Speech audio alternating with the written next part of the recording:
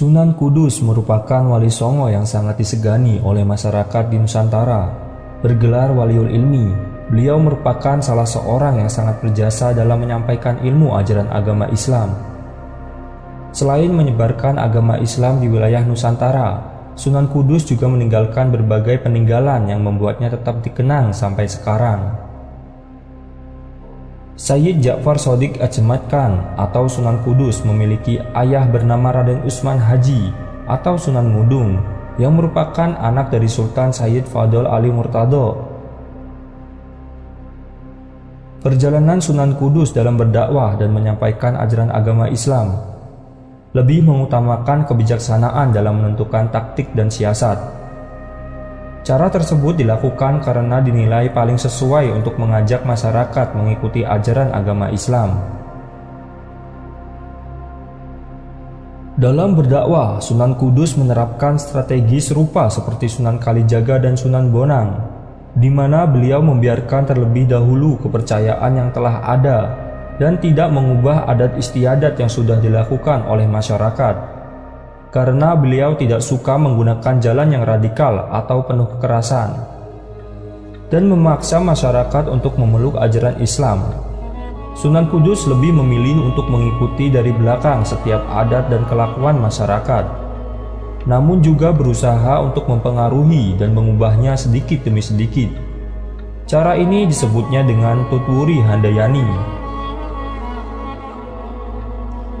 Selain itu, beliau juga melakukan cara lain yaitu Tutwuri Hangiseni, di mana beliau mengikuti dari belakang namun juga sambil mengisi ajaran Islam di dalamnya. Hal ini beliau lakukan untuk menghindari terjadinya konfrontasi atau penolakan terhadap ajaran yang beliau bawa. Pada akhirnya Sunan Kudus berhasil mengubah kepercayaan dan juga adat istiadat masyarakat yang tidak sesuai dengan ajaran Islam.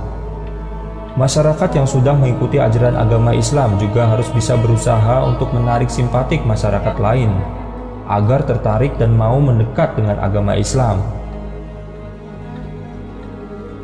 Upaya Sunan Kudus untuk mengajak masyarakat memeluk agama Islam bukanlah suatu hal yang mudah, apalagi hampir semua masyarakat saat itu masih berpegang teguh dengan kepercayaan dan adat istiadat saat itu. Mayoritas rakyat Kudus memeluk ajaran agama Hindu dan Buddha, namun hal tersebut menjadi penyemangat bagi Sunan Kudus untuk tetap bersabar dan menjaga keteguhannya dalam berdakwah.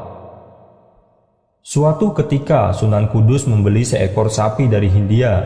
Sapi yang dibelinya tersebut kemudian dibawa oleh para pedagang asing dengan menggunakan kapal yang besar, dan akhirnya diantarkan dan ditempatkan di halaman rumah beliau. Saya kagum terhadap Kanjeng Sunan Kudus. Apa di antaranya? Pada suatu ketika, kalau Idul Adha ini biasanya kita saudara Muslim tidak terlepas yang mampu memotong sapi-sapi, kerbau-kerbau, kambing-kambing yang di timur tengah unta. Tapi Kanjeng Sunan Kudus di Kudus berhadapan dengan yang lain, yang harus kita junjung, harus kita hormati. Sapi ini menjadi hajawan yang diistimewakan. Tapi Kanjeng Sunan Kudus pidato di Langgar Dalam melarang memotong sapi, jangan sampai menyentuh melukai orang lain.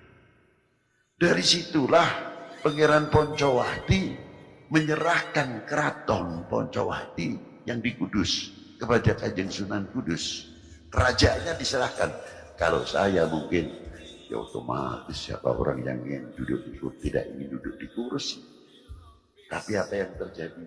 Karena Sunan Kudus tahu Demak ada Sultan Abdul Fattah, ada Sultan Trenggono. Setelah itu kami tidak mau berdiri negara dalam negara, maka bijaksananya Kanjeng Sunan Kudus kerajaan itu dijadikan masjid Menara Kudus oleh Kanjeng Sunan Kudus. Luar biasa.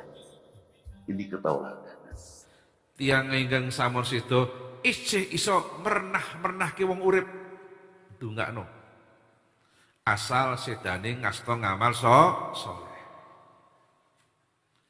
Mula Sunan Kudus niki ngantos samangke tasih nggatosaken kula panjenengan sedaya.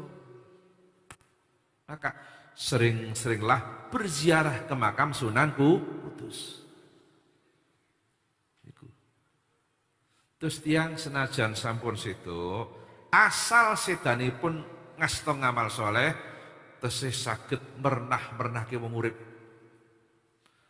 Uripa yen ra duwe ngamal soleh, ya ora iso mernahke liyane. Malah Sayyid Abdullah bin Alwi Al-Haddad ingkang nyusun Rotib Haddad ngendika ihtimamul amwati lil ahya'i asyaddu min ihtimamil ahya'i lil amwati. Cara Jawane anggone gatekno wong mati nyang wong urip kuwi luwih nemen tenimbang wong urip gatekno wong mati. Niki nek orang ngaji ra ngerti. Banyak masyarakat sekitar yang mayoritas beragama Hindu penasaran, kenapa Sunan Kudus membawa sapi tersebut ke rumahnya?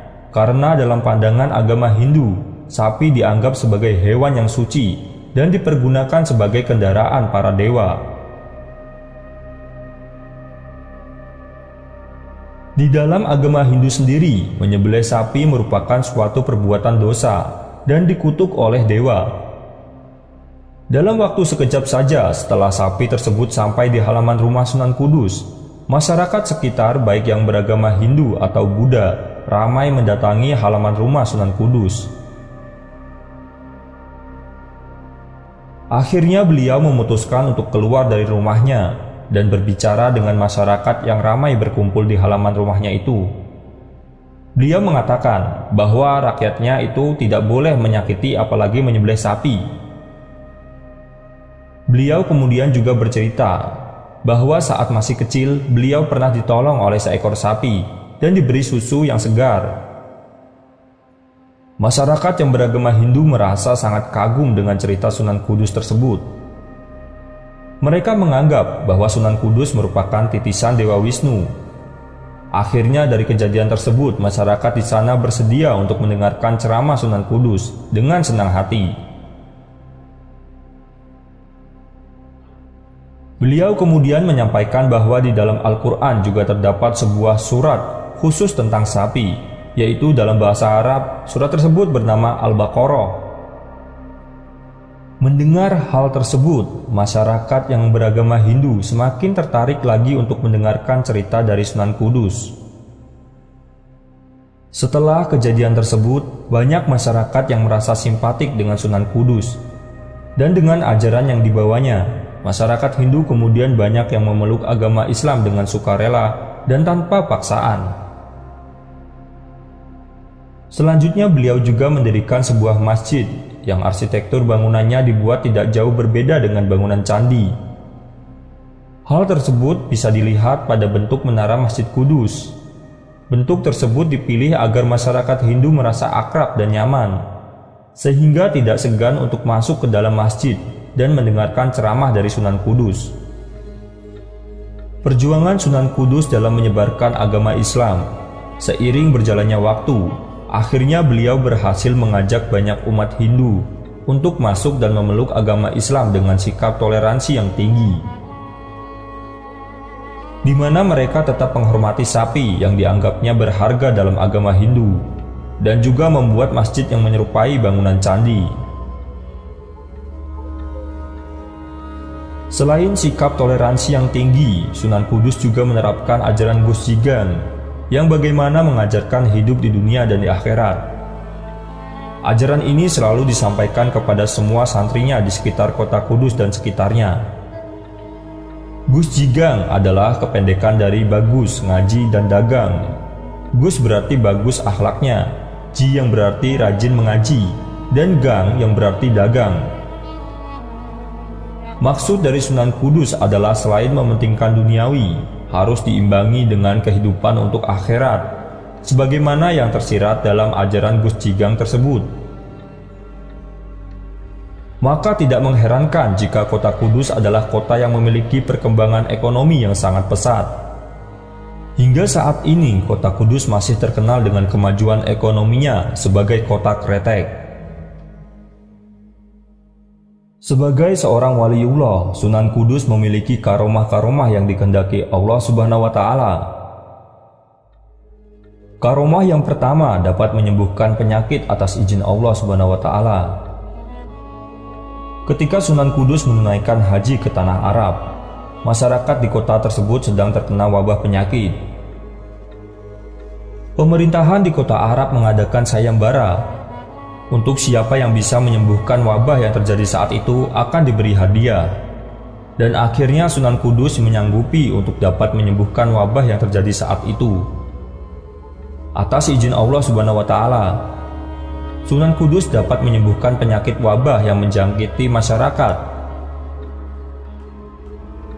Maka atas jasanya beliau akan diberi hadiah oleh Amir Arab. Namun Sunan Kudus menolaknya. Beliau malah meminta sebuah batu yang berasal dari Baitul Maqdis. Dan batu itu dibawa oleh beliau ke Jawa dan diletakkan di area imam di Masjid Kudus. Karomah berikutnya dibantu tikus dan tawon saat berperang. Waktu beliau menjadi senopati kerajaan Demak, wilayah kerajaan semakin meluas hingga ke Madura dan wilayah barat sampai Cirebon. Keahlian strategi perang beliau ditambah dengan kesaktian Sunan Kudus yang tinggi, membuat beliau menjadi senopati yang disegani.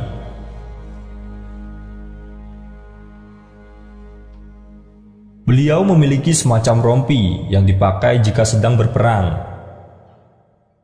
Dan dari baju rompi tersebut keluar banyak tikus yang ikut membantu perang melawan pasukan Majapahit. Tikus-tikus itu sangat kuat dan sakti. Jika dipukul atau ditikam, bukan malah mati, tetapi malah menjadi besar dan semakin ganas menyerang musuh. Hal ini membuat pasukan Majapahit lari tunggang langgang. Sunan Kudus juga memiliki sebuah peti yang kalau dibuka akan mengeluarkan berjuta-juta lebah. Ketika perang, banyak pasukan Majapahit yang mati karena sengatan lebah tersebut. Ini pernah terjadi ketika beliau berperang melawan pasukan Majapahit yang dipimpin oleh Adipati Terung. Akhirnya Adipati Terung menyerah kalah kepada Sunan Kudus. Adapun dikisahkan saat Sunan Kudus beradu kesaktian dengan Ki Ageng Kedu. Kisah Ki Ageng Kedu ini hampir mirip dengan kisah Brahmana dari India yang ingin adu kesaktian kepada Sunan Kudus. Juga kisah Begawan Minto Semeru yang beradu kesaktian dengan Sunan Giri. Ki Ageng Kedu ini ingin beradu kesaktian dengan Sunan Kudus dengan pergi mengendarai tampah terbang miliknya agar segera sampai ke Kudus. Sesampainya di Kudus, ia tetap berada di tampah terbangnya dan berkoar-koar untuk mengadu kesaktian dengan Sang Sunan. Sang Sunan keluar dari rumahnya dan meminta Ki Ageng Kedu untuk turun, namun permintaan beliau ditolak oleh Ki Ageng Kedu. Sunan Kudus kemudian menunjuk ke arah tampah tersebut, dan tiba-tiba tampah terbang tersebut oleng dan membuat Ki Ageng Kedu terjatuh. Dengan kejadian ini, Ki Ageng Kedu merasa kalah dengan kesaktian Sunan Kudus dan tidak ingin mengganggunya lagi. Sunan Kudus meninggal pada tahun 1550 Masehi. Beliau wafat dalam keadaan yang didambakan setiap umat muslim. Sunan Kudus meninggal dalam keadaan sedang bersujud kepada Allah Subhanahu wa taala saat menjadi imam sholat subuh berjamaah di Masjid Menara Kudus. Sunan Kudus kemudian dimakamkan di area Masjid Menara Kudus, tepatnya di sebuah pendopo bagian belakang bangunan utama masjid. Untuk masuk ke area makam tersebut terdapat jalan yang khusus yang bisa dilalui, namun bisa juga dengan melewati gapura sebelah kiri Masjid Sunan Kudus. Hingga sekarang makam Sunan Kudus banyak dikunjungi oleh para penziarah dari berbagai daerah. Setelah meninggal, Sunan Kudus meninggalkan beberapa peninggalan berharga yang sampai saat ini masih terawat dengan baik.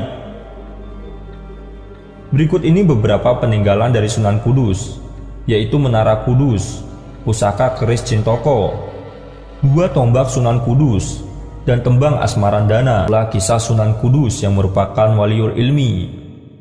Semoga kita semua mendapatkan bil barokah wal karomah dari wali-wali Allah Subhanahu wa taala. Wallahu a'lam bishawab.